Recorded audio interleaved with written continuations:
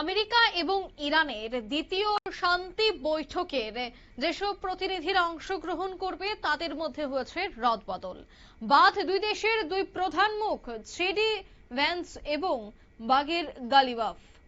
নয়া সিদ্ধান্তে শান্তি বৈঠকের ভবিষ্যৎ নিয়ে বাড়ছে জল্পনা, কারণ আমেরিকা এবং ইরান দুদেশ যে শান্তি বৈঠকে অংশগ্রহণ করবে তার জন্য দুটি দেশেই নিজেদের প্রতিনিধি দল তৈরি করেছে, কিন্তু সেই প্রতিনিধি দলেই এবার রদ বদল ঘটল, অর্থাৎ বাদ গেল দুদেশের প্রধান মুখ জেডি ভ্যান্স এবং বাগের গালিবাফ। সে বিষয়ে বিস্তারিত জানবো, টেলিফোন লাইনে যুক্ত হয়ে গেছে প্রতিনিধি সৌম মুখোপাধ্যায়। সৌমদা, ঠিক কি জানতে পারছো?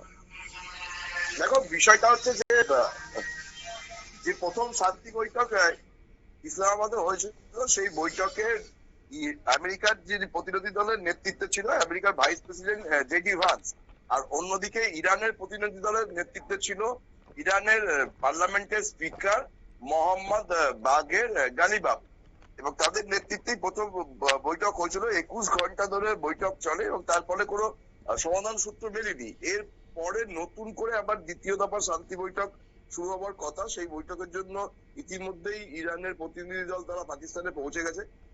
আজ আমেরিকার প্রতিনিধি দলেরও পাকিস্তানে পৌঁছানোর কথা। এখনো পর্যন্ত বৈঠক কখন হবে বা কবে হবে সেই বিষয়টি কিছু স্পষ্ট হয়নি, কিন্তু দুজনের প্রতিনিধি দলই আজকের মধ্যে তারা পাকিস্তানে উপস্থিত থাকবে বলেই জানা গেছে। কিন্তু বিষয়টি হচ্ছে তাৎপর্যপূর্ণ হবে যে প্রথম বৈঠকে যারা প্রধান মুখ ছিল দুদেশের, যে একদিকে ছিল মার্কিন ভাইস প্রেসিডেন্ট জেডি ভান্স, অন্যদিকে ইরান পার্লামেন্টের স্পিকার, তারা দুটো দেশের প্রধান মুখ ছিল, তাদেরকে বাদ রেখেই কিন্তু দ্বিতীয় শান্তি বৈঠক হচ্ছে।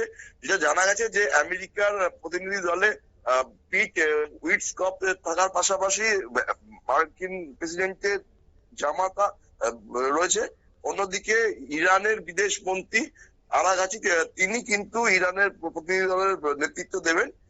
ফলে প্রধান যারা মুখ ছিল গত বৈঠকে তাদেরকে এইভাবে বাদ দিয়ে যে নতুন বৈঠক শুরু হতে চলেছে তার ভবিষ্যৎ কি হবে তা নিয়েও কিন্তু একটা প্রশ্ন উঠছে। কারণ ওয়াকিবহুল মহলের মতে যে গতবারের বৈঠকে ইরানের সর্বোচ্চ যারা নেতার মধ্যে পড়ে তার মধ্যে একজন বাগের গালিবাফ তিনি এসেছিলেন, অন্যদিকে আমেরিকা প্রশাসনের মধ্যে ট্রাম্পের পরেই যিনি পদমর্যাদায় দ্বিতীয় সেই জেডি ভান্স এসেছিলেন। তারা যখন বৈঠকে বসে কোনো সমাধান সূত্র বার করতে পারলো না, তাহলে এখন নতুন করে তাদেরকে বাদ রেখে দ্বিতীয় স্তরের নেতাদের দিয়ে কি আদৌ কোনো সমাধান সূত্র মিলতে পারে সেটা নিয়ে কিন্তু প্রশ্ন উঠছে।